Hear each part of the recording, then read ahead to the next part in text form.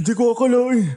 Ganito kalala pero para kay Elena, lalaban ako hanggang uli. Hindi ko hayaang maagaw nila si Elena. Hindi ko hayaang magtagumpay ang ritual.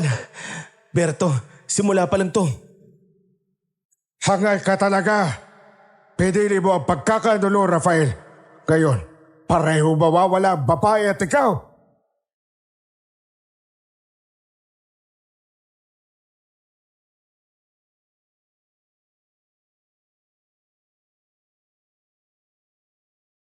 Nabuhay ako sa pangungutya ng mga tao sa paligid ko dahil sa aking kapansanan. Matagal ko pong ikinahiya ang kapansanan ko dahil parang habang buhay akong magiging kulang, habang buhay akong nakagapos. Pero nagbago lahat ng yon nang may nakilala akong isang tao na tumanggap at nagmahal sa akin sa kabila ng pagiging pilay ko. Ako nga pala si Elena at ito ang aking kwento. Bago ko simulan ng storya, huwag kalimutang mag-subscribe bilang suporta sa ating channel. Hoy mga bata! Tigilan nyo na ate Elena nyo kung ayaw nyo ng palo. Pasensya ka na Elena, mga bata lang yun. Walang magawa sa buhay. Hayaan mo na yun, Berto. Yung wala na sa akin nun, totoo naman kasing pilay ako eh. Tapos wala na magkakagusto pa sa akin. Kaya hayaan na lang natin sila kasi tanggap ko naman eh. Alam mo ikaw, ang sama mo sa sarili mo. Sino ka para magsabi na wala na magkakagusto sa'yo? Baka nga nasa tabi-tabi lang at nahihiyang magsabi sa'yo. Naku, baka maging habang buhay niyo lang akong pasanin kapag nagkataon. Okay na mag-isa na lang ako. Sarili ko ang magulang iiniwan ako eh. Tapos may kukuha pa sa akin para alagaan pa niya. Huwag ka magsalita ng tapos. Hindi lahat ng gustong mahalin ka, iiwan ka lang din naman. Ibahin mo ako. Ha? Teka, tama ba yung narinig ko?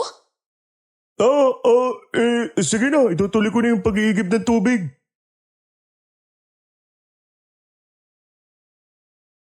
Alam ko na may lihim na pagtingin sa akin noon pa si Berto at ipinagpapasalamat ko yon.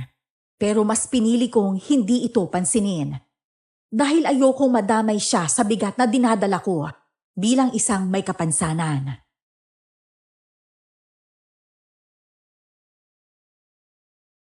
Ate Helena! Oh, para sa'yo. Bulaklak, pinisas ko sa tabi ng sapa. Para gumanda ang mesa mo habang nananahi ka. Oh, wow! Ang ganda naman ng pulang bulaklak na to. Maraming salamat, Maymay, ha? Walang anuman po. Para po yan sa magandang katulad ninyo. Ay, naku. Puro ka talaga pambobola. Kita mo naman na pilay ako eh. Ano ikinaganda nito, ha?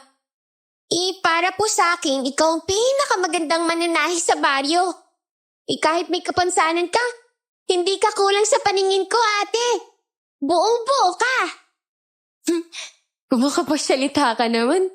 Kala mo hindi ka bata. Pero salamat sa mga sinabi mo, ha. Kahit papaano, naramdaman kong buo ako sa paningin mo. Teka, anong ginawa mo sa ate Elena mo? Bakit siya umiiyak? Hindi ko alam. Sinabi ko lang naman po sa kanya na maganda at hindi siya kulang. Sigurado ka? Baka mamaya inaasar mo din ang ate mo kagaya ng ibang bata dito. Uy, ano ka ba? Hindi masamang bata si Maymay, no? Totoo ang sinabi niya. Masaya lang ako dahil sa mga binigay niyang pulang bulaklak.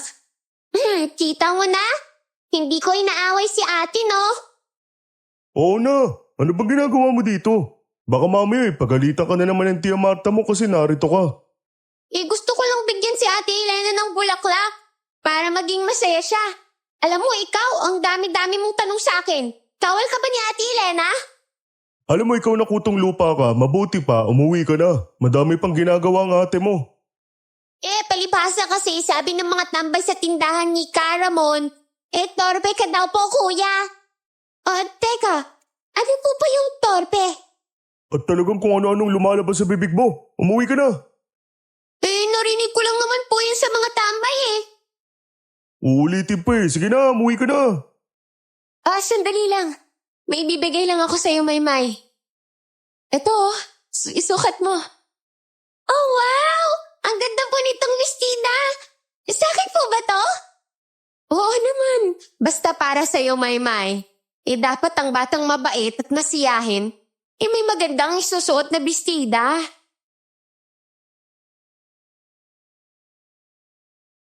Walang pagsidla ng saya ang mukha ni Maymay habang paikot-ikot na nakasuot ng pulang bestidang tinahi ko.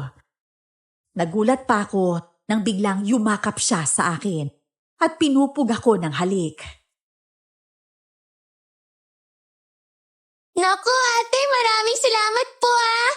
Ngayon lang po ako nagkaroon ng ganito kagandang bestida eh. At ang swerte mo dahil ang pinakamagaling na mananahi pa ng baryo ang gumawa niyan para sa'yo. Iingatin ko po ito, ate. Nandyan na naman ang primerang chismosa ng baryo. Hayaan mo na si Liberto. Mabuti pa. Magluluto na lang ako ng minatamis na saging para sa merienda. Aba, yan ang gusto ko. Ate, uuwi na po ako, Ate Elena. Baka po kasi hanapin na ako ni Inay eh. Aba, Maymay, diyan ka galing kay Elena? Opo, Tia Marta. Ginawan po niya ako ng magandang bestida, oh. Ay, nako! Bata ka pa pero nakikisama ka na dyan. Hindi mo ba alam na malas makisalamuha sa taong may kapansanan? Baka pati buhay mo madamay.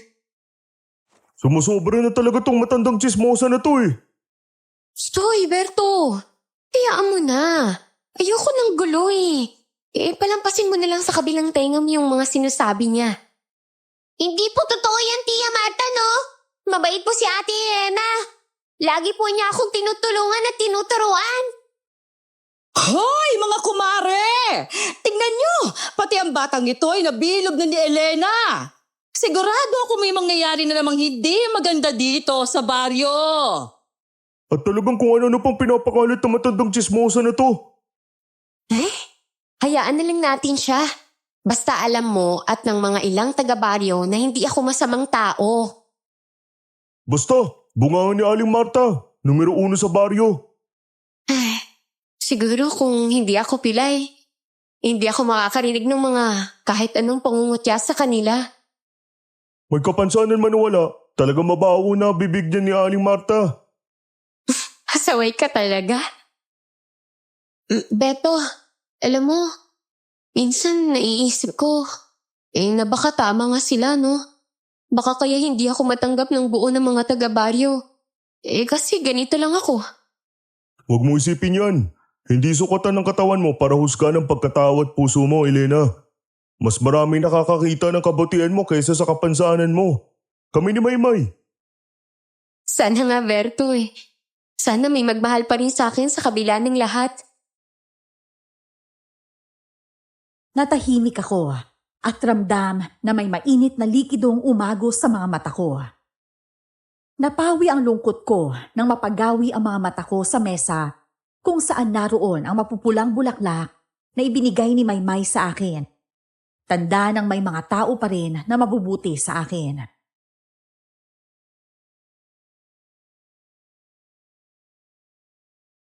Ako na magbubukas ang pinto. Tapusin mo na yan niluluto mo. Elena, may naghahanap sa'yo. Sandali lang, lalabas na ako. Magandang hapon, Elena. Kamusta ka na?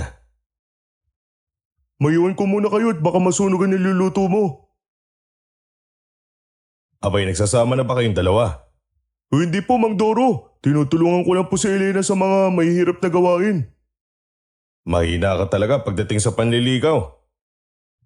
Ano po palang may paglilingkod si sa'yo, Kapitan? Huwag mo na akong tawaging kapitan. Mang Doro na lang, masanay ako doon. Maupo po muna kayo. May papakiusap sana ako sa'yo, Iha. Ano po yun, Mang Doro? May darating na kasalan dito sa baryo. Alam mo naman na kailangan kong dumalo bilang pinuno. Naisip ko sana kung maaari kang magtahi ng barong para sa akin. Simple lang pero maayos tignan. Ay, malaking karangalan po para sa akin yan, Mang Doro.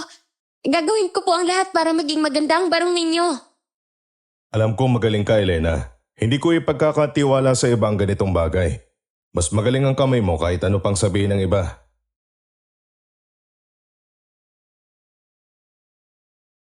Nang mga oras na yon, parang nararamdaman kong may halaga pa rin ako. Kahit ang mga mata ng pinuno ng baryo, kayang makita ang galing ko, higit sa kapansanan ko. Ngunit sa likod ng bawat papuri ay may boses pa rin sa puso ko na nagsasabing baka hanggang dun lang ako. Hanggang sa mga telang panahi ko na lang at hindi kailanman sa pag-ibig. Magmerienda po muna kayo, Mang Doro. Minatamis na saging niluto ni Elena. Abay, napakaswerte mo talaga kay Elena kapag siya naging asawa mo. Hindi naman po ako magugustuhan ni Elena, Mang Doro. At talagang naisingit mo pa yan, ha? Hindi na ako magtatagal. Babalik ako bukas dala ang tela para sa barong ko. Salamat sa pamerienda, ha. Masarap ang pagkakaluto. Ihatid ko na po kayo, Mang Doro. Hindi talaga ako makapaniwala na sa akin ipapagawa ang barong ni Mang Doro. Sinabi ko naman sa'yo na madami pa rin kami nagtitiwala sa'yo. Kinikilig talaga ako ng sobra. Sa akin ka lang naman talaga hindi kinikilig. Hoy, anong binubulong-bulong mo dyan, ha? Wala. Sige na, uwi na rin ako. Nga pala, nagbaon ako ng minatamis na saging sa baonan para makapaganda ka na sa design na gagawin mo sa barong ni Mang Doro.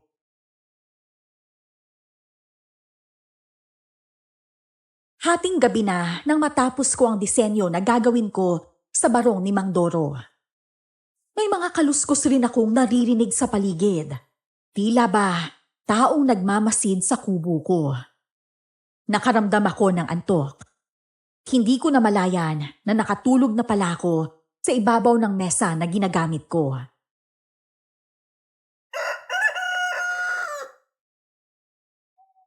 Elena, iya! Ako to, si Mang Doro. Sandali lang po, Mang Doro. Pasensya na kung naistorbo kita. Narito ng tela. Ayokong sa kung saan-saan pa ako magpapatahi. Alam kong magaling ka. Naku, Mang Doro. Malaking karangalan po para sa akin. Maraming salamat po talaga sa tiwala ninyo sa akin.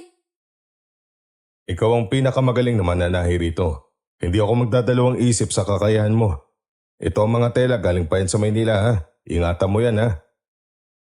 Opo, sinisigurado ko po yan. Sisikapin ko pong matatapos to agad. Kuhaan na lang po kita ng sukat para sa gagawin ko pong barong.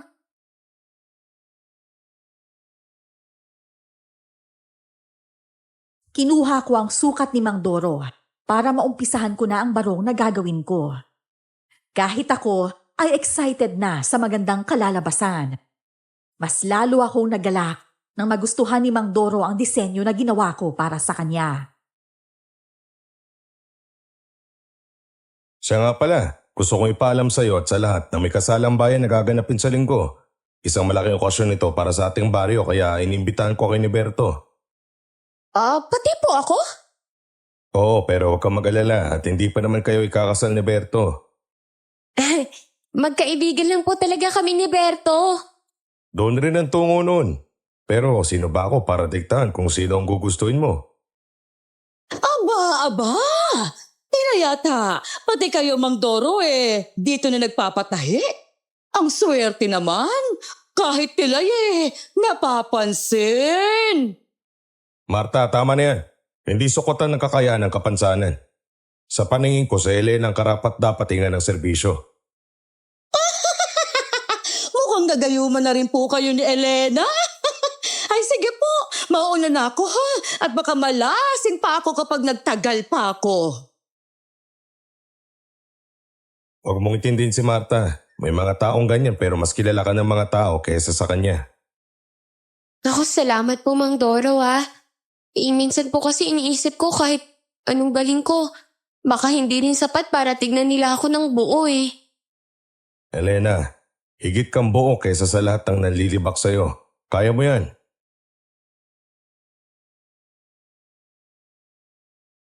Naramdaman ko ang pagtapik ni Mang Doro sa balikat ko bago tuluyang nagpaalam. Naiwan ako sa pintuan at dinig ko pa rin ang bulungan ng mga kapitbahay. Sa bawat ngiti at tiwala ng iilan, unti-unting gumagaan ang bigat na dala ko.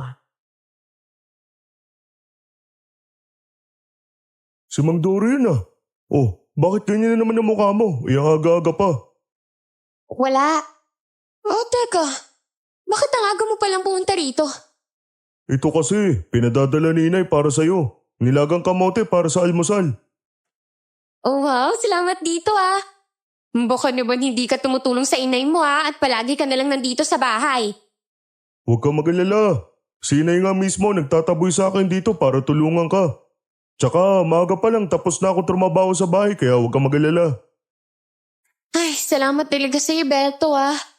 Lalo na sa pagtulong mo sa akin kapag mabibigat ang gawain. Walang anuman. Binilin ka ng inay at itay mo sa inay ko. Kaya kami ang pamilya mo. Kung hindi lang sana ako pilay, siguro hindi ako iniwan nila inay at itay. Alam mo ikaw, palagi mo na lang sinasabi yan tungkol sa kapansanan mo. Buong buo ka at wala kang kulang, yan ang tandaan mo. Yun na ba mga telang gagamitin sa barong ni Mang Doro? Oo, sakto nga eh. Kasi bagay na bagay sa iguguhit kong disenyo para sa barong niya. Kaya walang duda na sa'yo pinagkatiwala ni Mang Doro ang barong niya dahil alam niyang magaling ka. Tama na nga ang papuri mong yan. Baka naman pumalakpak na ang tenga ko sa mga sinasabi mo eh. Siya nga pala, mamayang gabi siguraduhin mo na nakasara ang mga pinto mo at bintana ha. Bakit? Ano namang meron? May bali-balita na may mga kakaibang nilalang daw na humihipa sa manukan ni Kamayong sa may palayan. At sinasabi nila na baka aswang ang mga yun. Ano? Aswang? Meron pa ba nun dito sa baryo natin? Hindi pa naman sigurado pero maganda na handa ka. Lalo nag-iisa ka lang dito sa bahay mo. Hindi ko alam kung bakit nakaramdam ako ng kilabot sa balitang yon ni Berto. Matagal na panahon na kasing walang nababalitang may aswang na dumarayo sa baryo. Kaya kung totoo man yon, baka napadaan lang.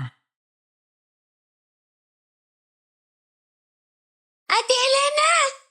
Ang ganda po ng tela na to ah! Ang lambot at ang sarap hawakan! Oo, Maymay. Especially po kasi gagamitin ito ni Mang Doro sa kasalan sa buong baryo. Kaya dapat maayos ang bawat tahi at bawat hiwa. Sigurado ko, Elena, kapag ikaw ang nagtahi, kahit simpleng tela nagiging espesyal. Huwag mo nga akong binubola, Beto. Trabaho lang to, no? Parang may iba akong naririnig ah. Alam mo, ikaw ang bata-bata mo pa marunong ka na sa mga ganyan. Ate Elena, naririnig mo pa yung balita? Ha? Anong balita, Maymay? Yung sabi po kasi sa akin ni Nanay kagabi. May mga nilalang daw po na gumagala tuwing gabi. Mga hayop na natatagpo ang patay sa likod ng bahay ni Aling Rosa. Wala raw dugo, ubos lahat. Napahinto ako sa pagguhit dahil sa narinig ko. Bahagya akong napatitig sa maliit na bintana at nakaramdam ng takot at pag-aalala. Bigla ko rin naalala ang mga narinig kong kaluskos kagabi sa labas ng bahay. Dalawang gabi na, may mga nawawala na ring manok at kambing sa ibang bahay. Baka hindi talaga to chismis lang.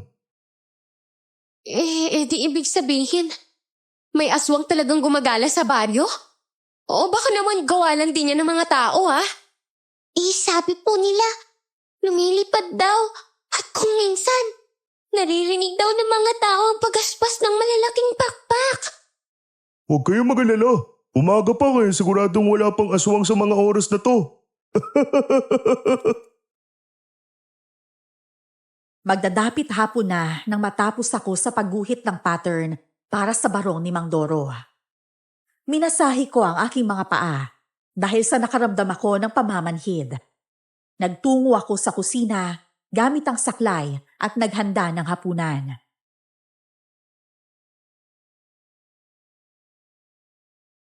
Sino yan? May tao ba dyan? Berto? Huwag mo nga ako lokohin dyan. Alam mo naman na pilay ako eh. Hindi kita mahahabol, no? Diyos ko, ano itong nararamdaman ko? Huwag naman ngayon. Ay, Kalabaw! Sino ka? Bakit ka nasa pintuan ko? Pasensya na kung nagulat kita. Ako nga pala si Rafael. Bagong dating dito sa baryo. Hinahanap ko kasi kung nasa ng barangay hall. Barangay hall? Nasa may gitna ng baryo. Mga 5 minuto lang ka rin. Simula rito. Ayos ka lang ba talaga? Pasensya na kung natakot kita. Wala. Wala ito.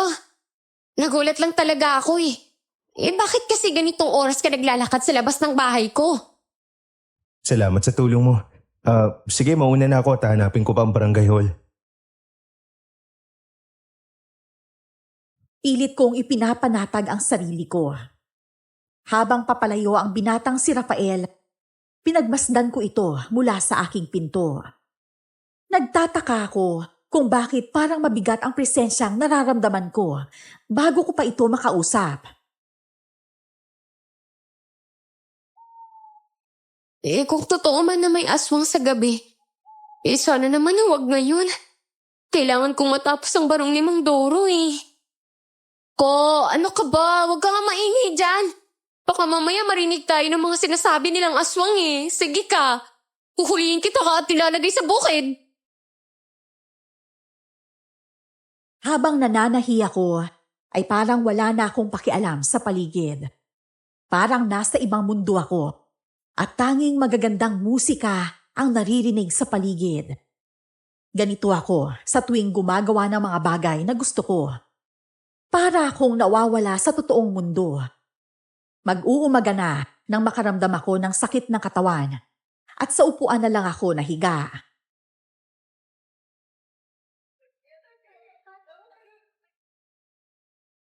Ay, 6:00 pa lang ng umaga. Pero abala na ang lahat ng tao sa labas oh. Magandang umaga mga kababaryo. Salamat sa mga tulong ninyo para sa paghanda sa gagawing kasalang baryo. Naku! Basta para sa baryo, Mang Doro, tutulong talaga kaming lahat. Elena, magandang umaga. Mukhang napuyat ka. Hindi naman po. Inaasikaso ko lang po yung barong na isusuot ninyo. Baka natatakot lang si Elena na hindi niya matapos ang barong ninyo. Mang Doro, kaya hindi na natutulog. Malaki ang tiwala ko kay Elena. Magaling kayang bata yan. Yung binata kagabi. Magandang araw, binata. Anong sadya mo sa aming baryo? Magandang araw po, Kapitan. Sa wakas nakilala rin kita. Kagabi pa po kita hinahanap kaya sa gilid na lang ako ng palayan natulog. Kung ganun, ibig sabihin hindi niya natagpuan ng barangay hall kagabi? Ako nga po pala si Rafael, anak ni Don Severino mula sa kabilang bayan. Dumating ako dito dahil pinadala ako ni Ama para tumulong sa paghahanda para sa kasalang baryo. Abay binatang makisig. Bagay na bagay sa kahit sinong dalaga pero hindi lang sa pilay ha. Ikaw talaga, Marta. Ang aga-aga si Elena na naman na nakita mo. Anong kinagagalit mo sa kanya? Ayaw niyo lang po kasing makinig sa akin na may dalang kamalasan ang pagiging pilay ng babaeng yan. Alam niyo, Aling Marta, yung isip niyo lang po ang nanguhusga kay Elena na malas ito. Oo nga, at saka ang bait-bait naman po ni Ate Elena. Napakagaling pang manahi. Talaga? Mananahi ka? Teka, may bisita pala tayo? Mukhang may gusto siya kay Ate Elena. Uy, tumahimik ka nga diyang bata ka. Ito nga pala si Rafael. Dito siya pansamantalang manunuluyan habang naghahanda tayo sa kasalang baryo. Ikinagagala kitang makilala. Ako nga pala si Berto, kaibigan ni Elena.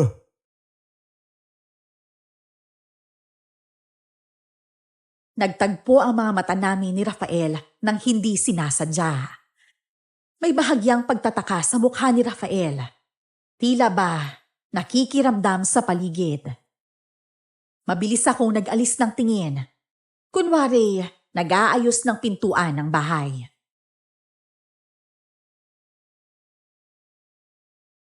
Kung gayon, Rafael, mamayang gabi may pulong tayo rito sa baryo. Pag-uusapan natin ang mga gagawing paghahanda para sa kasalan. Kailangan rin po nating mapag-usapan ang tungkol sa nilalang na sumasalakay sa gabi. May sumasalakay na nilalang dito sa gabi? Oo, at nagsimula ito nung gabing kabilugan ng buwan. Kung ano man ang nilalang na yon, ay mahuhuli rin natin siya. At saan nga pala tutuloy ang binatang ito? May bakanting silid naman sa barangay hall. Doon ka na lang muna, Rafael. Kahit saan po, Kapitan. Ayos lang sa akin.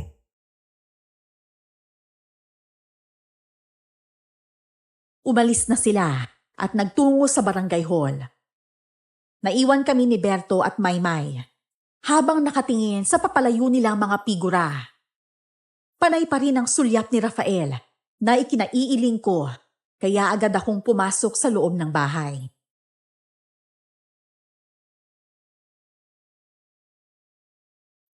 Hindi ba sila nagkakaroon man lang ng konting pagdududa sa binatang yon? Ate Elena, parang iba po ang ngiti mo ah. Dahil ba yan sa poging si Kuya Rafael ha? Hoy Maymay, huwag kang magbiro ng ganyan. Ang bata-bata mo pa kung magsalita ka, akala mo kaedad mo na si Mang Doro. Baka naman po kasi nagsiselos ka lang. Kasi ang gwapo niya, diba ate? Halata nga kinikilig si Ate Elena eh. Ay, ikaw talaga Maymay. Bata ka pa pero ang dami mo nang alam. Hindi ako kinikilig ha? Kung hindi ka po kinikilig, bakit po namumula ang pisngi mo? Tama na nga yung usapan yung yan. Makapag-igib na nga. Sana nga, bumalik po si Kuya Rafael dito para naman po magkausap kayo. Bakit? Kaya ba ng Rafael na yun mag-igib ng 2 timbang tubig ng sabay? Puro ka talaga kalokohan dyan.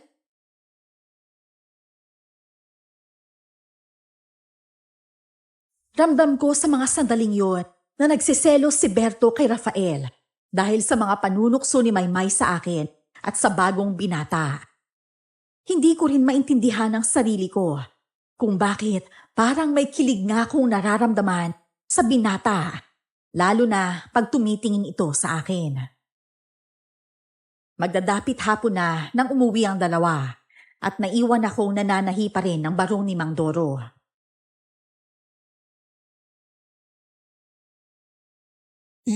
Sino kaya sa dalawang yan? Magandang hapon. Naistorbo ba kita? Anong ginagawa mo dito? Pasensya na kung naistorbo ulit kita. Narinig ko kasi kanina na mananahi ka. Oo, mananahi nga ako. May isang bagay lang sana akong ihihingi ng pabor sa'yo. Ano yan, Rafael? Nais ko sana magpatahi sa'yo ng isang kasuotan para sa dadaluhan kong seremonya sa kabilang bayan. Kailangan ko ng barong pero hindi pa sa barong. Ibig sabihin, espesyal na barong? Parang ganun na nga. Ito nga pala yung tela na gagamitin mo sa barong ko. Wow! Napakaganda ng telang to! Parang may buhay! Hindi yan pangkaraniwang tela lang.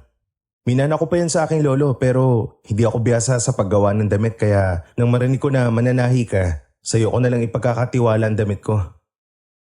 Sige, tutulungan kita. Pero kailangan ko lang ng panahon para matapos to Salamat Elena. Malaking bagay ang ginagawa mo. Hindi lang ito basta kasuotan kundi simbolo ng dangal at pananampalataya.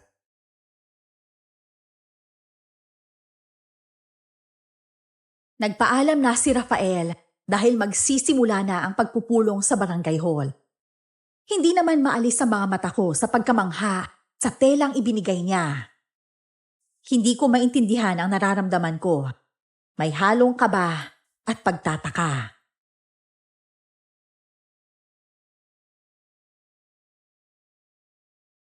Ay, sa wakas matatapos ka na rin tong barong ni Mang Doro. Parang hindi ordinaryong tela to bakit ganito ang pakiramdam? Para bang may enerhiya? Teka, ano yun? Bakit parang may mga naririnig akong bulong? Ang gabi ay mas lalo pang lumalim. Ang hangin ay tila mas malamig kesa dati. Habang patuloy akong nananahi, unti-unti rin akong nababalot ng kakaibang kaba at takot habang tinitingnan ko ang tela ni Rafael. Hating gabi na nang magpasya ako magpahinga. Agad naman akong nakaramdam ng antok, marahil dahil sa pagod.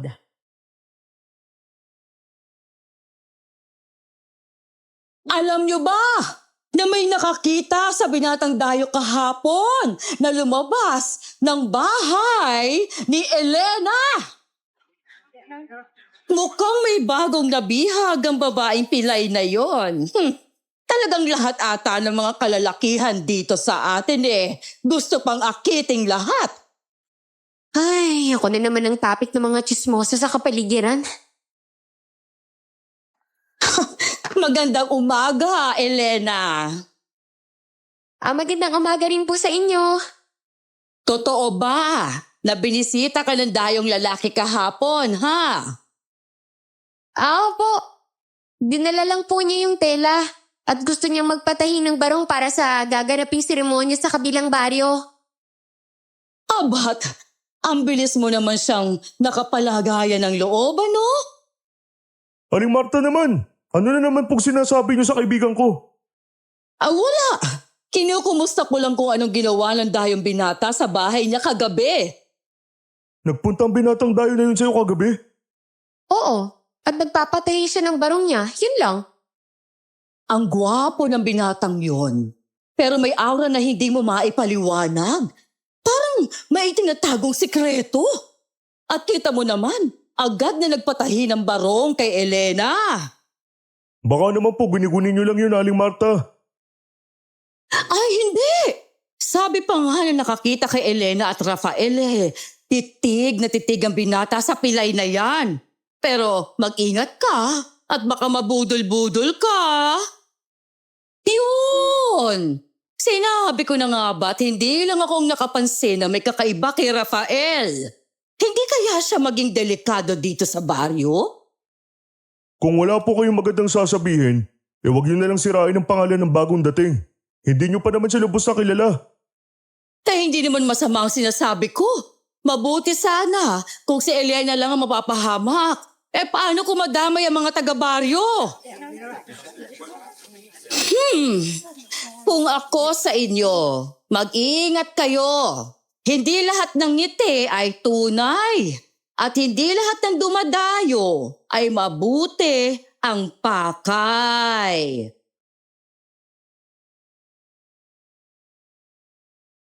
Nakita kong lumayo si Berto at halatang pinipigilan lang ang galit. Habang si Aling Marta at ang mga kasama niya ay patuloy sa pagbubulungan tungkol sa kumakalat na tsismis tungkol kay Rafael.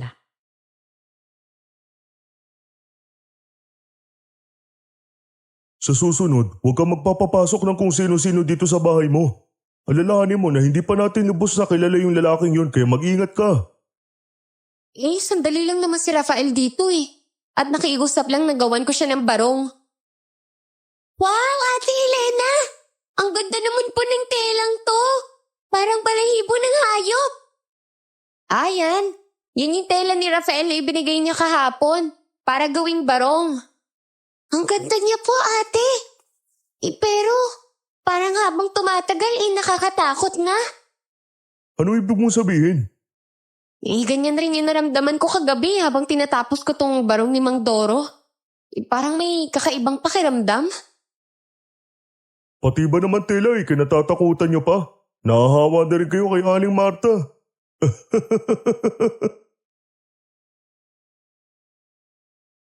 Maliwanag ang sikat ng araw sa loob ng aking bahay.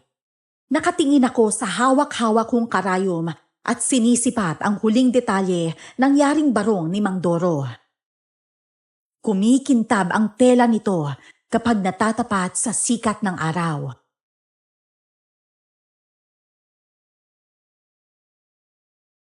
Ate Elena! Ang ganda! Parang hindi gawa ng kamay, parang hinabi ng diwata sa gubat. Ay, pinaghirapan ko talaga yan, Maymay. Gusto ko kasi sa kasalang baryo maging espesyal ang suot ni Mang Doro. Maganda nga pero parang sobra yata ang effort mo, Elena. Para lang naman sa isang kasalang baryo lang yan. Ano? Lang yan? Tama ba yung narinig ko, ha? Uy, Kuya Berto, huwag ka na ngang ganyan. Lahat naman po ng tao dito nangangailangan ng tahi ni Ate Elena eh. Hindi mo pa nakikita? Siya na nga at ang pinakamagaling na mananahi dito sa baryo. Hindi ko maintindihan ang mga kinikilos ni Berto na mga oras na yon. Dati naman ay ito pa ang unang humahanga sa mga gawang kamay ko. Kaya nanibago ako sa inaasal niya ng mga sandaling yon.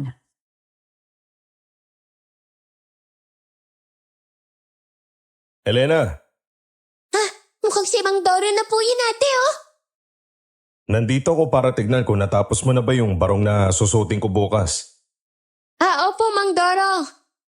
Tumingin po kayo sa kaliwa nyo at nariyan po ang barong ninyo. Aba Elena, Diyos ko, ito ba yung barong na susutin ko? Opo, Mang Doro. Kagabi ko po yan tinapos. Inabutan na rin po ako ng madaling araw eh. Sana po ay magustuhan po ninyo. Napakaganda. Hindi ko inakalang ganito kakinis at kasela ng tahi. Parang barong ng isang gobernador. Bagay na bagay po sa iyo yan. Elena, higit pa ito sa inaasahan ko. Sa totoo lang, parang hindi ko na kayang isuot at baka madumihan lang. Ay naku, Mang Doro. Kung ganyan po ang iniisip ninyo, baka ipasabit na lang sa dingding yan. Maraming salamat. Malaki ang pasasalamat ko at ikaw ang tumahi nito. Tiyak akong hindi lang ang barong ang pag-uusapan, kundi pati ang pangalan mo ang popurihin nilang lahat. Naku, salamat po, Mang Doro nga. Basta't magsilbi po ito sa magandang alaala ng kasalan.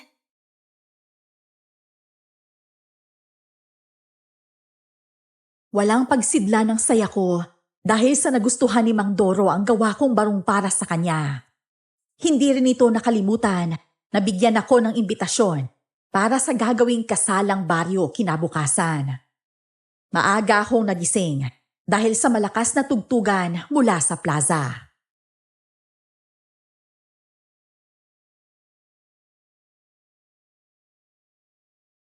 Ano, nakaayos ka na ba? Aba, mukhang baili-baili ka na.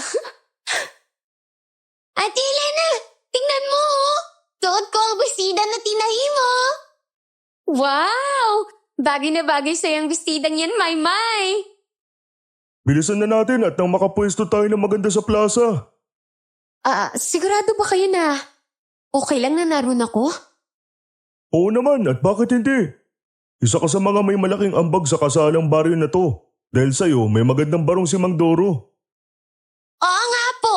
At kapag nakita nila yung barong na yon, sigurado po ako na marami na magpapatahi sa'yo.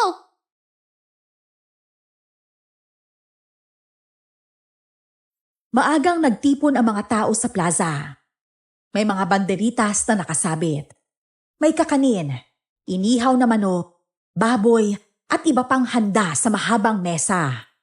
Maingay, masaya at lahat ay nagdiriwang. Pero nang dumating si Mang Doro, ang mga mata ng mga naroon ay nasa kanya lahat.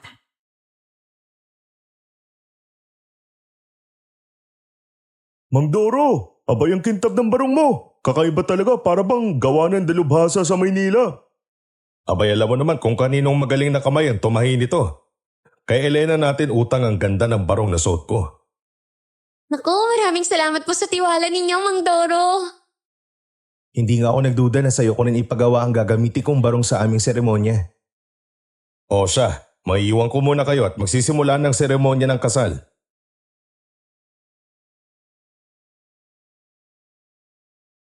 Huminto ang tugtugin at naghanda ang lahat para sa gagawing kasalan sa baryo. Naroon na ang mga magkakapares na ikakasal at nakasuot ng simpleng bestidang puti ang mga kababaihan. Hindi ko maiwasan na ma-imagine na balang araw ay isa na ako sa magsusuot ng puting bestida. Pero napawi din agad yon nang maisip ko ang kalagayan ko bilang isang pilay.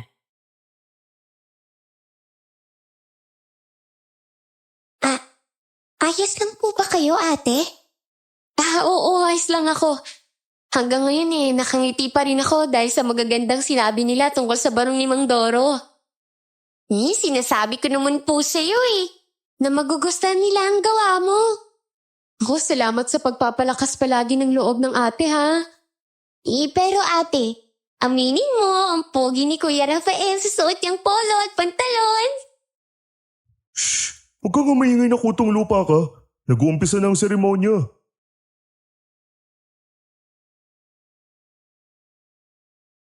Habang nasa seremonya, ay hindi ko maiwasang mapatingin sa gawi kung saan naroon si Rafael. Gaya ng sabi ni Maymay, napakatikas nito sa suot niyang asul na polo at pantalon. Paminsan-minsan ay nahuhuli ko rin na sumusulyap ito sa kinauupuan namin at nararamdaman ko ang pamumula ng mukha ko. Mabuhay ang mga bagong kasal! Kainan na ba? Gusto ko na kagatin yung buntot ng lechon. Ay nako, pagdating talaga sa kainan, numero 1 ka. Mukhang magsisimula na po ang salo-salo, kuya Mabuti pa, dito ka na lang at ako na lang kukuha ng pagkain mo. Dito ka lang po, ate oo, hindi ako aalis. Pwede bang dito na lang ako tumabi sa inyo? Wala kasi akong kilala dito sa baryo eh. Oo naman. Teka, yan lang ang pagkain mo? Oo gulay lang ang kinakain ko. Bagay na bagay kayong dalawa, ate. Ay, ano ba? Huwag kang maingay dyan. Baka marinig ka nila Pare, narito ka pala. Pasensya na ha. Kung nakayupo ako sa inyo, alam ko na kayo lang yung medyo kilala ko. Kumain lang kayo ng kumain ha. Madami pagkain sa mesa. Rafael! Tikman mo to! Pinakamasarap na lechon sa buong probinsya! Salamat po, Aling Marta, pero hindi po ako kumakain ng karne. Gulay lang po talaga. Napansin niyo ba? Hindi raw kumakain ng karne ang bisita. Puro gulay lang daw. Abay, kakaiba. Parang may itinatago. Wala pa akong tinatago. Talagang hindi lang po ako kumakain ng karne. At paano mong narinig yun Ang hina-hina na. Kahit nga po kami, Tia Marte, naririnig namin. Alam mo, ikaw na bata ka, ha? Ang bata-bata mo pa, chismosa ka na. Manang-mana ka sa inay mo. Tama na yan. Kailangan masaya lang tayo at isang tabi niyo muna ang mga hindi pagkakaunawaan. Maiwan ko muna kayo ha at asikasuhan ko lang ang ibang bisita. Kami na po ang bahala rito, Mang Doro. Sa dami ng nilalang na kumakalat sa gabi, hindi ba't kaduda-duda naman na may ganitong tao sa baryo? Aba, baka may koneksyon siya sa mga nangyayari. Nang mga sandaling yun, nagsimulang magtinginan at magbulungan ang ibang mga taga-baryo. Habang si Rafael ay tahimik lang at nakayuko. Si Berto ay nakatitig at sinusuri si Rafael. Baka naman tinatawag na vegetarian ba yun? Yung puro gulay lang yung kinakain? Oo nga po. Parang yung lolo ni Leticia. Kulay lang po ang gustong kainin. Basta. Masama ang kutob ko sa kanya. Pasensya ka na, Rafael. Pero hindi ako lubos na nagtitiwala sa'yo. Sa bagay, bagay naman silang maging magkaibigan ni Elena. Parehas silang kakaiba. Mabuti pa kumain na lang tayo at para mabusog pa tayong lahat. Naku, pasensya ka na sa kanila, Rafael Pati ikaw, pinag-iinitan na nila. Ayos lang, wala naman akong kailangan ipaliwanag sa kanila Pero pare, bakit hindi ka ba kumakain ng karne?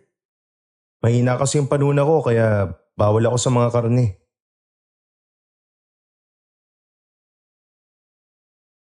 Nakaramdam ako ng awa para kay Rafael dahil pareho kami ng nararanasan kung paanong pinagbintangan ng masama dahil sa kakaiba kami. Sandaling nawala ang atensyon nila kay Rafael at nagsimula na ang kasiyahan sa saliw ng nakakaindak na mga tugtugin. Hating gabi na, kasagsagan ng sayawan at kasiyahan.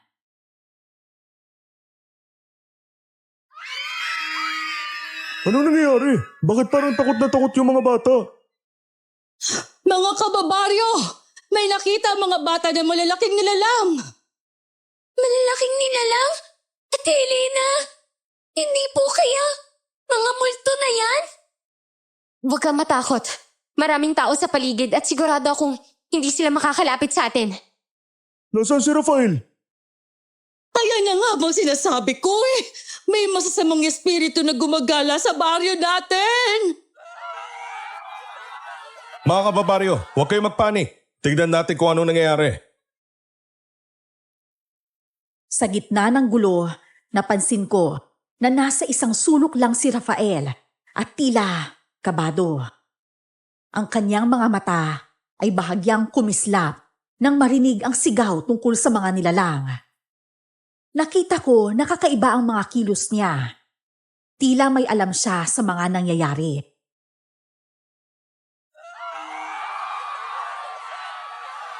Teka, bakit parang may connection siya sa mga nilalang?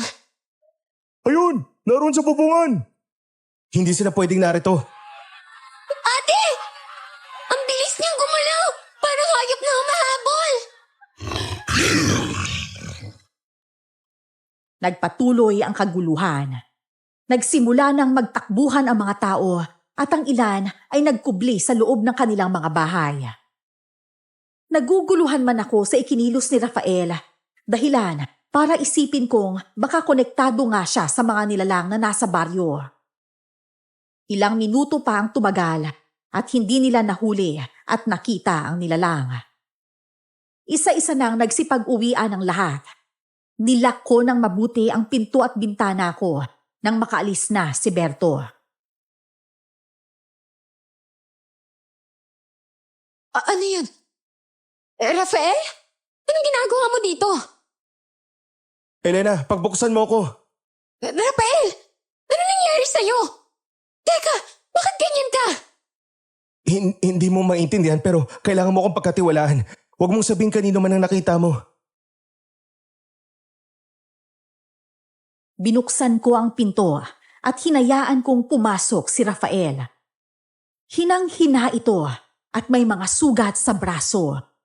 Nanginginig ang mga kamay ko, pero mas nagulat ako nang makita ko ang kanyang mga sugat na unti-unting nagsasara na para bang may sariling buhay. Ang takot ko ay napalitan ng awa sa hindi ko maipaliwanag na dahilan.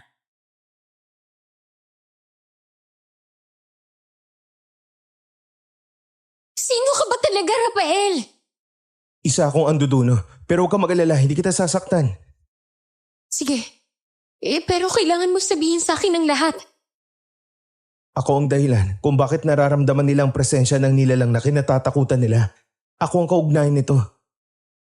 Rafael, isa ka bang aswang?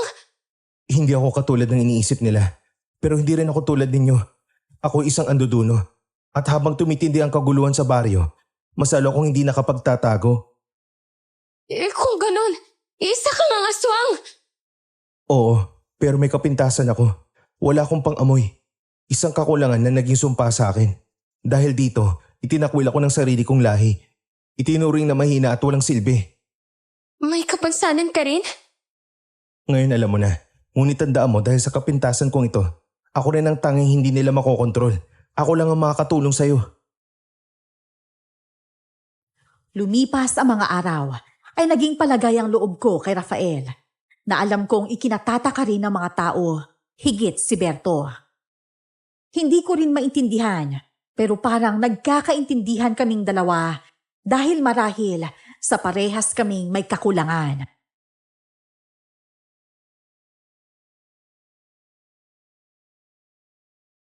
Aba, mukhang may kapalit na si Berto sa pag-iigib ng tubig ah. Teka po, nasaan na nga po pala si Kuya Berto? Tsaka bakit si Kuya Rafael lang nag-iigib sa'yo ng tubig? Hindi ko rin alam eh. Bigla na lang hindi pumunta dito sa bahay. Talagang iba ang karisma ng may kapansanan, ano? Pati ang dayo, nabibighani. Siya nga pala, Rafael. Hindi ba't tapos na ang kasalang baryo? Eh bakit narito ka pa rin? Bumibisita lang po ako kay Elena, Aling Marta. Binibisita ko po yung barong kong pinatahi. Aba, ang customer na pala ang nagsisilbi ngayon, ano?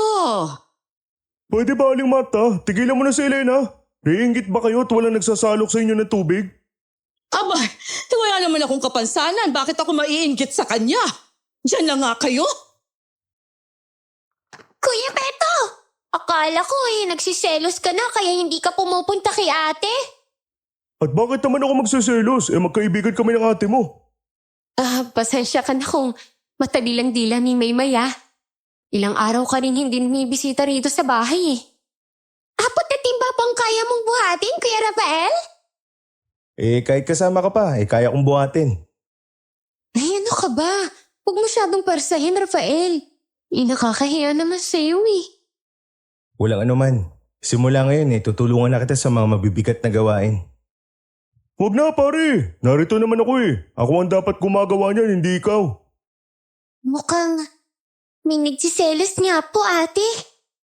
Ay, ikaw talaga kung ano-anong sinasabi mo.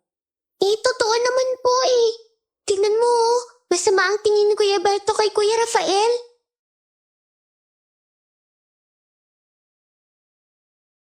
Magdadapit hapon na, pero hindi pa rin umaalis si Rafael at Berto. Habang nagtatahi ako ng barong ni Rafael, ay nakikita ko ang simpleng sulyapan ng dalawa na tila ba nagpapakiramdaman. Tumayo ako at lumapit sa kanilang dalawa. Hindi pa ba kayo uuwi? Kayong dalawa, magdidilim na Elena, baka gusto mo ako nang bahala dyan sa mga panggatong sa susunod para hindi ka na mahirapan. Ay, nako, salamat Rafael pero kaya ko naman gawin yan Teka, nakalimutan kong ibigay sa'yo yung bayabas na pinabibigay ni Inay. Alam ko kasing paborito mo to. Salamat Beto Sobra na to Maganda kang may nag-aalala sa'yo, Elena. Oo naman, matagal ko nang tungkulin na alagaan siya. Bata pa lang kami, ganyan na ako sa kanya. Aba, parang dalawa kayong gustong bantayan ako Abay, baka naman mula na matirang gawain para sa akin Alam mo naman na kahit anong mangyari, narito lang ako. Pati sa kung sino ang gugustuhin mo. Ano bang pinagsasabi mo dyan? Wala. Sige na, mauna na ako. Baka kailangan na ni Inay ng tulong ko. Ganun din ako, Elena. Mauna na ako sa'yo. Sa susunod na balik ko sana tapos na yung barong na gagamitin ko. Oo, matatapos din to. Basta ang hiling ko lang sa inyo, wag niyo na muna akong istorbohin para mabilis ko tong matrabaho. Salamat dahil hindi ka natatakot sa akin sa kabila ng alam mo kung sino talaga ako. Kasi dahil alam kong totoo ang sinasabi mo, na hindi ka kagaya ng iniisip ng mga taga-baryo.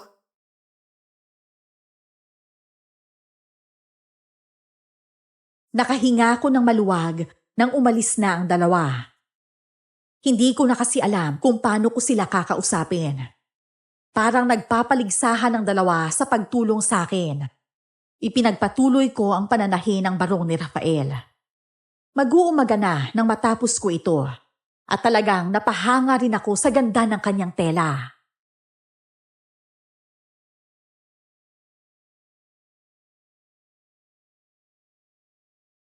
Huwag ka magbubukas ng pintuan kahit anong mangyari.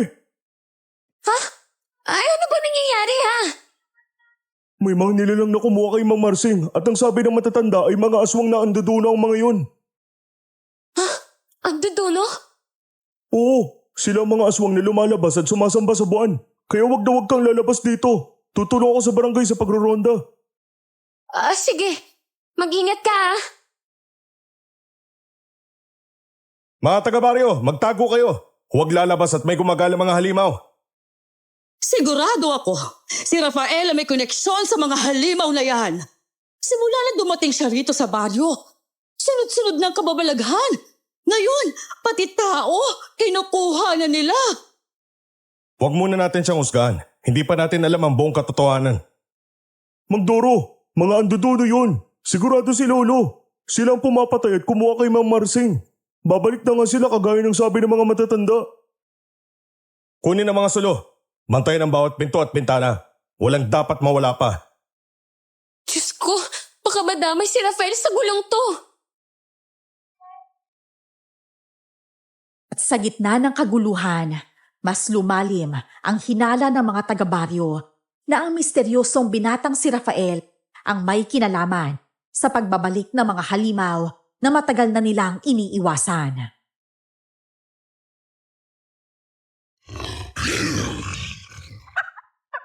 Diyos ko! Nagsisimula na! Ang mga hayop, tignan nyo. Dito ka lang, sarahan mo ang pinto, babalik ako. Diyos ko, huwag ka na muna sana magpakita dito sa baryo, Rafael. Sino yan? Berto, ikaw ba yan? Rafael? Elena, pagbuksan mo ko. Kailangan kitang kausapin ngayon na. Anong ginagawa mo dito? Delikado kapag may nakakita sa'yo. Hindi na importante yon. Kailangan mo makinig. Ang unang gabi ng buwan ay magsisimula na. Ang mga anduduno, narito na sila. Ang mga kalahi mo? Anong ibig mong sabihin? Huwag kang lalabas kahit anong mangyari. At kung may marinig kang tawag sa iyong pangalan kahit boses ng kakilala mo, huwag kang susunod. Rafael, bakit alam mo to? At bakit ikaw mismo ang nagbababala? Ibinalita sa akin ng matalik kong kaibigan ang binabalak ng aking mga kalahi sa baryo. Teka, naguguluhan na ako. Hindi pa ngayon, Elena, pero darating ang gabi ng ritual at ikaw ang totoo nilang pakay. Hindi ko alam kung anong paniniwalaan ko eh. Natatakot na talaga ako. Pero bakit ako ang kailangan nila? Huwag kang magalala. Hindi ako papayag na makuha ka nila. Hindi ko na alam ang nangyayari. Kung totoo nga ang mga antuduno at paparating sila, hindi lang ako kundi ang buong bayong nasa panganib. Unti-unting bumigat ang hangin. Nakatitig lang ako kay Rafael. Ramdam ang tensyon at hindi ko pa rin tiyak kung saan hahantong ang pangyayaring ito. Halong kaba at takot ang nararamdaman ko sa babalang yon ni Rafael.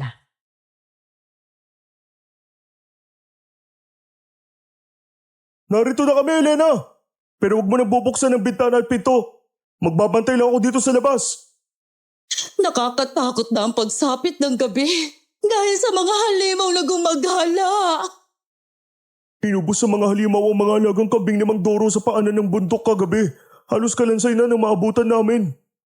Kas talaga ang kutob ko na ang binatang si Rafael ang may kawa ng lahat ng ito. Wala pa tayong matibay na ebidensya kung siya nga ang may kinalaman sa mga nangyayari. Kaya huwag muna natin siya akusahan. Kaya kung hindi siya, sino? Si Elena? Paano makakatayo yan?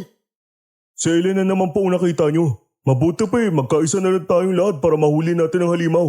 Hindi ang mambintang ng kung sino-sino.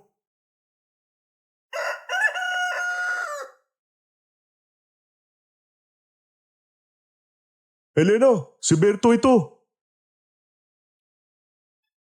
Ano nangyari sa'yo? Bakit parang balisa ka? Wala. Hindi lang ako nakatulog kagabi dahil sa mga nangyayari. May hindi ka ba sinasabi sa akin? Kilala kita, Elena. Si Rafael. Anong tukol kay Rafael? Tukol ba ito sa kaguluhan na nangyayari sa baryo? Ganito, may babala si Rafael sa akin kagabi. Ako ang kailangan ng mga halimaw na yun, Berto. Ano? At bakit ikaw ang kailangan nila? Hindi ko rin alam eh. Pero natatakot ako, Berto. Paano kung kunin ako ng mga halimaw na yun? Hindi ako papayag. Sinasabi ko na nga ba't may ibang kutob ako sa Rafael na yun. Hindi masama si Rafael, Berto. Oo, tama ang kutob mo. Si Rafael ay kabilang sa kanila. Isa siyang anduduno. Ha? Aswang ang lalaking yun? Oo. Pero iba siya sa inaakala nating lahat. Isa siyang anduduno na itinakwil ng kanyang lahi dahil sa kanyang kapansanan. Kagaya ko rin siya nakakaiba. Pero aswang pa rin siya, Elena. Oo, pero Hindi siya masamang aswang. At ilang beses na niyang napatunayan yun. Kung totoo ang babala niya, kailangan mo mag-ingat. Sigurado akong mamayang gabi muli na naman silang aatake. Natatakot ako, Berto. Huwag kang mag-alala. Andito lang ako. Magbabantay ako sa iyo mamaya. Nang mga sandaling yon, ay parang gumaan ang pakiramdam ko dahil alam kong hindi ako pababayaan ni Berto. Wala ako sa sarili habang nananahi ng mga basahan. Mas tumitindi ang takot ko nang unti-unting dumidilim na ang paligid.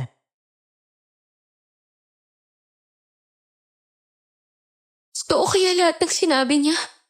O guni-guni lang ng takot na unting-unting sumasakal sa akin? Matulog ka na. Narito lang ako sa labas magbabantay. Berto, mukhang nariyan na nga sila. Subukan lang nila at hindi na sila sisikatan pa ng araw. Diyos ko, ano ang mga nilalang na yun? Nandito na talaga magbubukas ang lakusan. Kulit siya! Hindi! Sino kayo? Layuan niyo ako!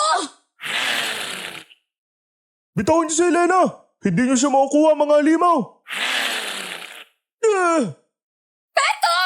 Anong ginagawa niyo sa kaibigan ko? Bitawan si Elena! Rafael, itinakwil ka na ng ating lahi.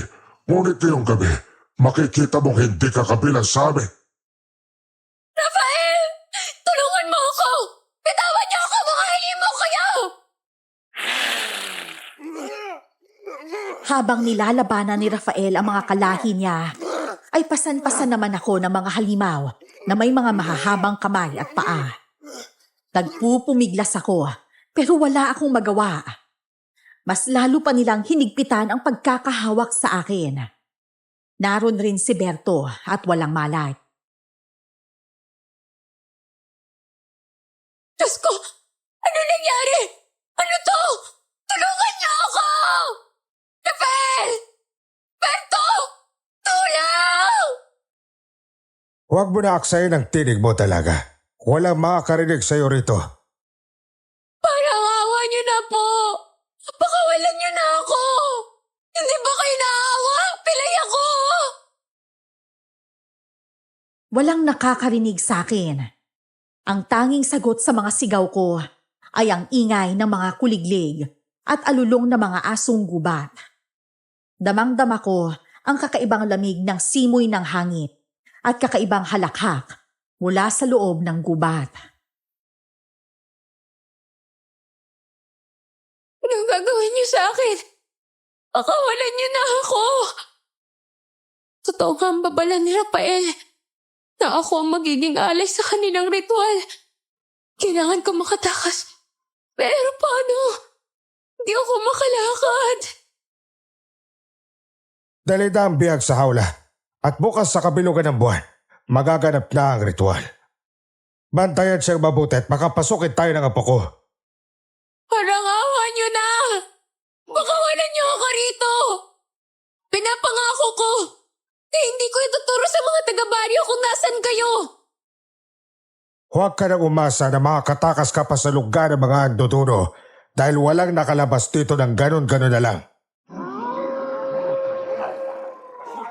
Biglang sabay-sabay na umalulong at nagtawanan ang mga anduduno. Ang kanilang mga katawan ay parang kumikilos ng sabay, parang sayaw ng kamatayan. Pinalibutan nila ako at umiikot habang umaawit gamit ang kanilang wika.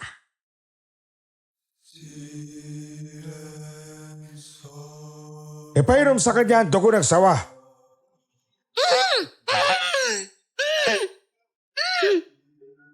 Itigil yung ginagawa niyo sa kaibigan ko! At sino ka namang binata ka? Bakit ka nakapasok sa kuta ng mga anduduno?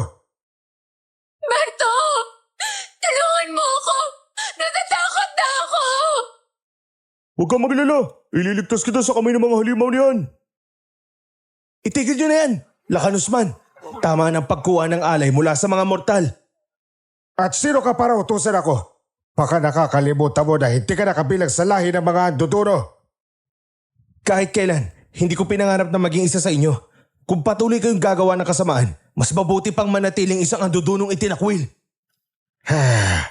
Kaya hindi na ako naghinayang na itakwil ka ng mga magulang mo dahil sa kamahinang anduduno. Nagsimulang sumigaw ang ilang mga anduduno nang sabuyan sila ni Berto ng asin at bawang sa apoy. Nagliyap ito at naglabas ng makapal na usok. Nagsigawan ang mga anduduno. Pumapasok ang usok sa kanila na tila sila'y nasusunog.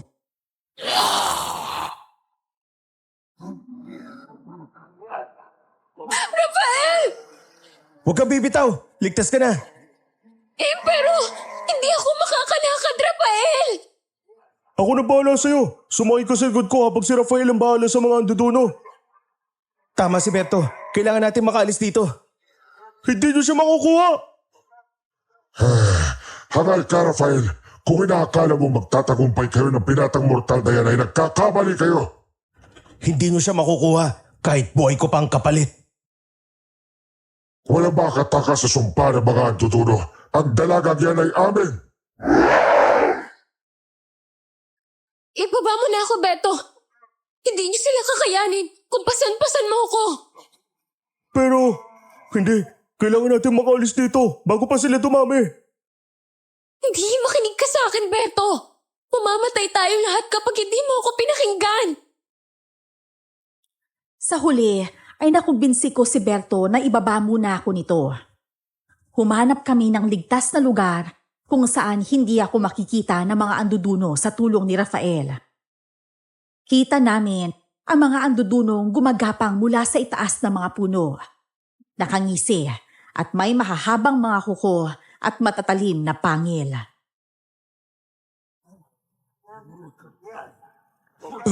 Pucha, ang dami nila. Kaya ba natin silang lahat, Rafael? Kung hindi natin susubukan, sigurado mapapahamak si Elena. Kahit anong mangyari, hindi ko sila uurungan.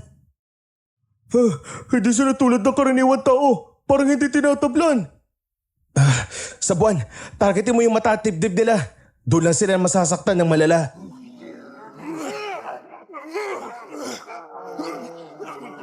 Maya-maya ay lumapit ang pinuno ng mga anduduno sa kanilang dalawa.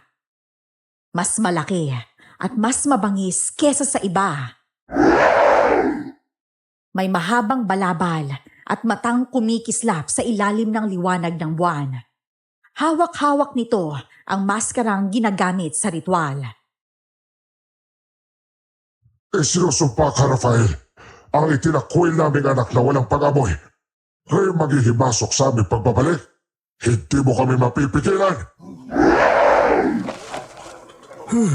Hindi ko akalain. Ganito ko lala pero para kay Elena, lalaban ako hanggang uli.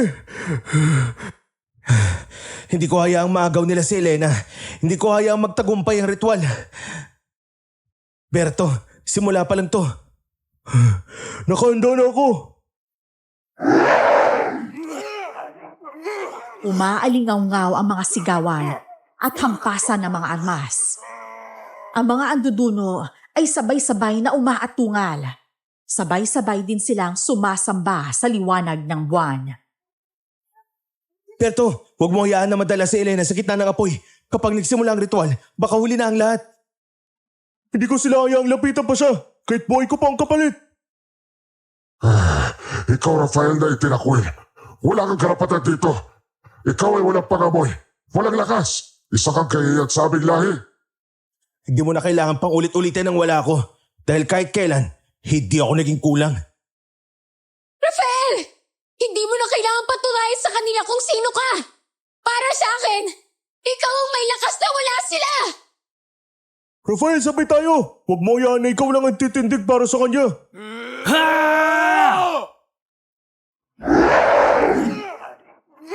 Sabay nilang sinugod ang mga anduduno. Ngunit dumarami ang kalaban. Habang tumitindi ang laban, ang buwan ay unti-unting nagiging mapula. Simbolo na malapit nang magsimula ang ritual. Napapitlag ako ng may mahahabang kamay na humawak sa braso ko. Bitawan niyo ako! Hindi ako sasama sa inyo! Rafael! Beto! Bilisan ninyo! Hindi ko na kaya! Kung kahiyan ako sa kanilang lahi, magiging sandata ako ngayon para tapusin ang sumpa nila. Kita ko ang pagsugod ni Rafael sa mga andudunong.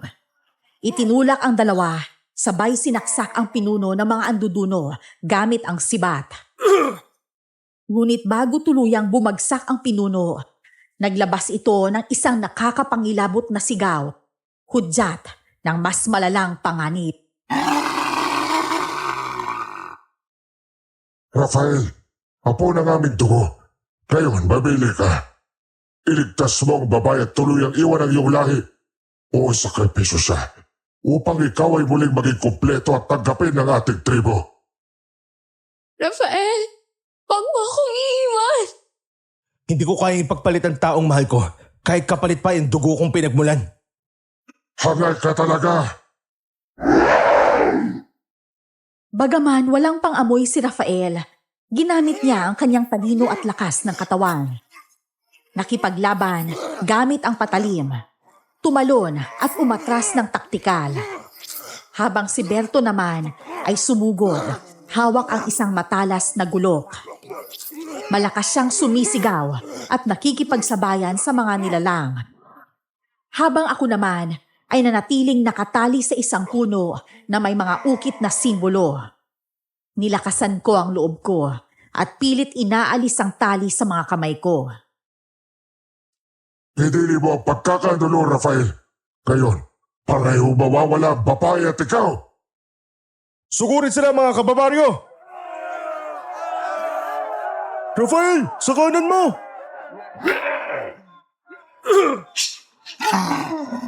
Iya, darito na ako. Pakakawalan kita. Ang Doro!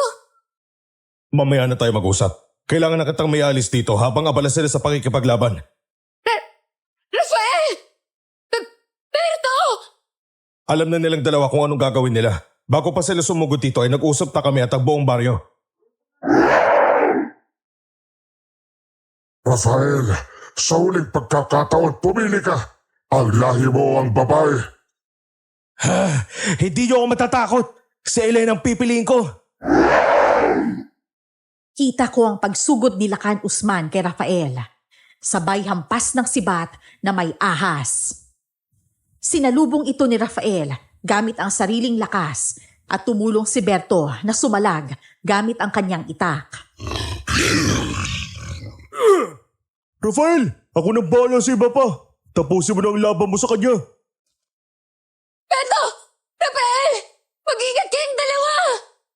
Tumakas na kayo, Mang Doro. Kami nang bahala rito. Rafael, dugo mo ang magpupuno sa aming lahi. Isuko mo ang babae at muli kang magiging isa sa amin.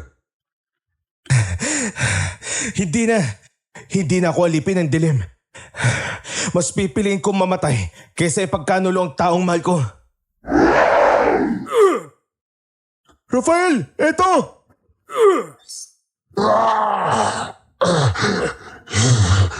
Hindi kayo magtatagumpay.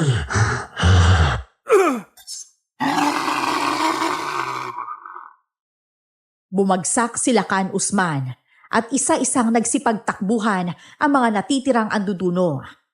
Umalingaw-ngaw ang nakakabinging sigaw ni Lakan Usman. Ang katawan niya ay nagsimulang matupok hanggang sa bumagsak at maging abo. Natapos na, Rafael. Ligtas na tayo. Oo, Elena. Hindi ka na nila kailanman makukuha pa. Grabe. Muntik na akong lumunin ng takot pero panalo tayo. Tandaan nyo, baka bumalik pa ang ilan. Pero ngayong wala na si Usman, mahina na sila. Ang tapang nyo nagtaboy sa kanila. Unti-unti nang sumisilip ang liwanag ng sikat ng araw matapos ang kaguluhan sa gubat. Bakas ang pagod sa bawat mukha naming lahat habang pasan-pasan ako ni Rafael sa kanyang likuran palabas ng gubat.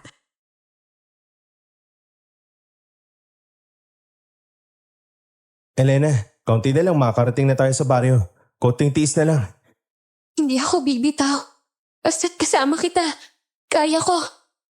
Wala na yung mga nilalang. Nagtakbuhan silang lahat matapos bumagsak sila kan Usman. Pero mag-ingat pa rin tayo. Baka may naiwan na nagmamasid. Kung hindi ka tumating, Mang Doro, hindi ko alam kung paano ko malalabanan ang sarili kong dugo. Rafael, ikaw mismo ang pumili ng landas mo. Ang tapang at puso mo ang nagligtas kay Elena at sa buong baryo. Hindi lahat ng lahi ay kailangan mong yakapin. Minsan, ang pamilya ay yung pinili mong ipaglaban. Maraming salamat din sa'yo, Berto. Kung hindi rin dahil sa'yo hindi ko kakayanin na labanan sila. Pero talo na talaga ako pagdating sa pag-ibig. Mukhang kailangan mo muna magpapayat para sa susunod na babaeng iibigin mo pasok ka na sa banga. Ay, kahit kailan hindi magbabago ang pagmamahal ko sa'yo, Beto. Ikaw ang naging mga paa ko. Simula nung nagkaisip tayo at hindi ko yun makakalimutan at ipagpapalit. Pero masaya ako para sa inyo. Kung ano man ang gusto ng puso mo ay tatanggapin ko. Basta makita ka lang masaya ay masayang-masaya na rin ako. Hayaan mo at hindi ko sasaktan si Elena. Abay, subukan mo lang at ibabalik talaga kita sa gubat kasama ng mga kalahi mo. Rafael, salamat talaga. Ngayon ko lang naramdaman na kahit pilay ako, hindi ako pabigat. Hindi ka kailanman naging pabigat, Elena. Ikaw ang dahilan kung bakit ako lumaban. Hoy, tama na muna yung mga drama nyo. Huwag kayong mag-alala. Ako na bahala magbantay. Basta siguraduhin nyo makakapaglakad na si Elena pagdating natin sa baryo ha. Baka ako pa mapagod sa kakaalalay sa inyong dalawa. At kailan pa ako nakapaglakad, ha? Natanaw na namin ang mga taong nagkakagulo sa baryo, nag-aabang at nag-aalala. Nang makita nila kami, ay kita ko ang galak sa mga puso nila at pagkabigla.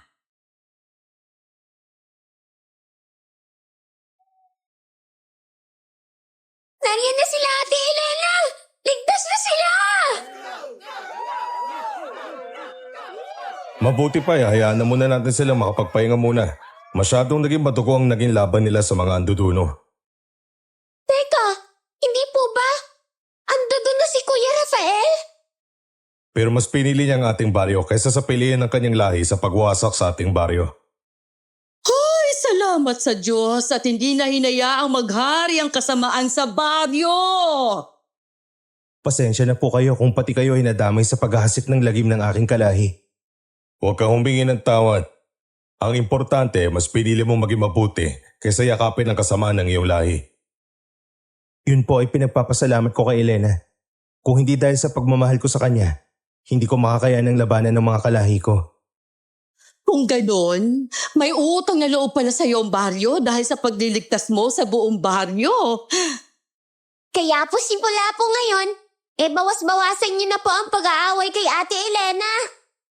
Alam mo, ikaw, kay bata-bata mo pa, intrimitida ka na! Tigilan nyo na yan.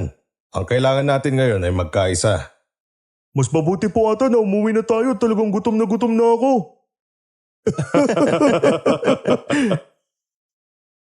Pasan-pasan ako ni Rafael hanggang sa makauwi ako ng aking bahay. Walang imikan at tahimik lang na ibinaba ako ni Rafael sa upuan sa sala. Walang gustong magsalita. Malakas ang kabog ng dibdib ko. Elena, sa lahat ng nangyari, mas malinaw na ngayon sa akin ang lahat. Hindi na ako kabilang sa kanila. Ang tanging nais ko lang ay makasama ka. Mahal kita, Elena. At kahit anong mangyari, hindi kita iiwan. Rafael, natakot ako. Pero hindi ko na kailanman ikakahiya kung sino ako. Salamat dahil tinanggap mo ako kahit pilay man ako, ha? At dahil ipinaglaban mo ang buhay ko. Mahal din kita. Oo, Berto. Anong ginagawa mo dyan? Rafael, matagal ko nang iningatan ng damdamin ko para kay Elena. Pero kita ko na ngayon. Ikaw ang taong makakapagpasaya sa kanya. Kaibigan ko kayo. At tanda akong manatili sa tabi nyo. Kahit hindi ko nakuha ang puso niya, nakuha ko pa rin ang dalawang taong mahalaga sa akin.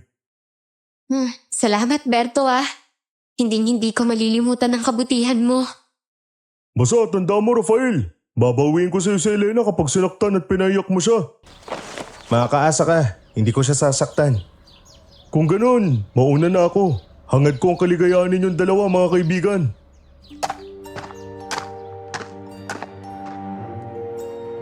At simula ng araw na yon, sa kabila ng mga sugat at takot, natutunan naming lahat ang tunay na kahulugan ng pagtanggap sa sarili, sa pagkakaibigan, at sa pag-ibig na handang lumaban hanggang wakas. Lumipas ang mga araw, linggo at buwan, ay nanirahan na rin si Rafael sa aming baryo.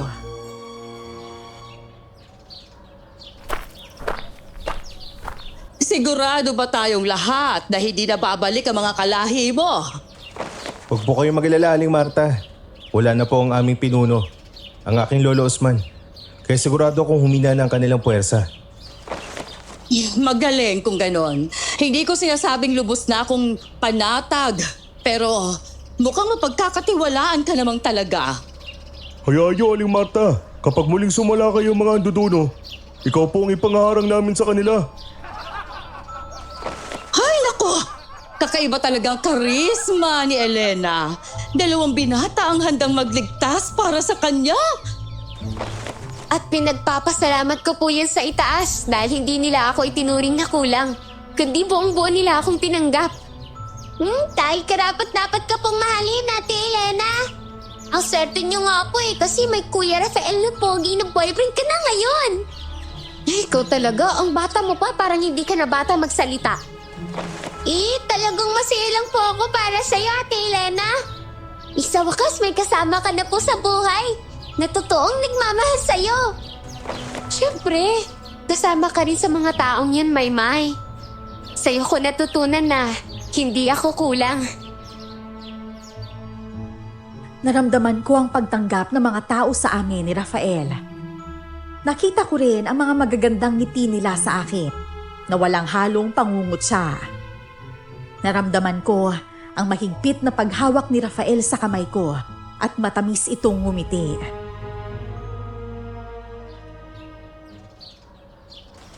Huwag niyong kakalimutan na may muti tayong kasiyahan mamaya sa plaza bilang pasasalamat sa inyo. Aba, mukhang mapaparami na naman ang tiyabog ko nito mamaya. Akala ko po ba magpapapayat ka na, Kuya? Para sa susunod na babae mong mamahalin. Pero baka sa susunod na araw na lang pagtapos ang kasiyahan.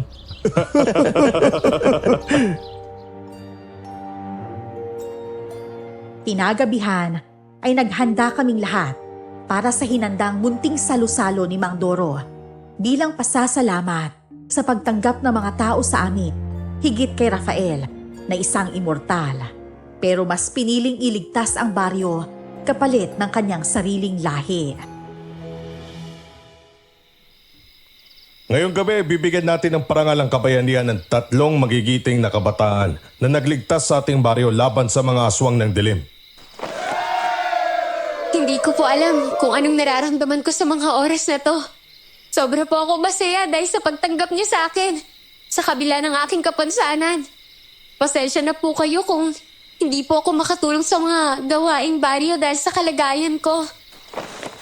Kaibigan ko yan! Handa po akong tumulong sa kaligtasan at katahimikan ng baryo sa abot ng aking makakaya. Wala na po akong masasabi kundi kainan na!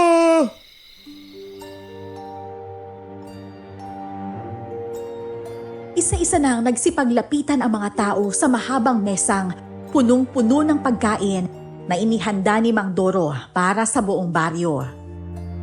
Nagsimulang tumugtog ng malakas ang sound system at ang mga bata ay nagsipagsayawan.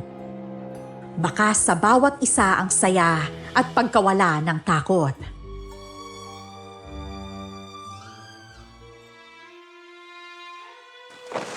Salamat sa pagtanggap. Mahal na mahal kita. Ako nga ang dapat magsabi sa iyo niyan. Pangako mamahalin kita ng higit pa sa buhay ko. Hindi pa iiyakin at hindi lolokohin. Ikaw ang nagparamdam na wala akong kulang sa katawan.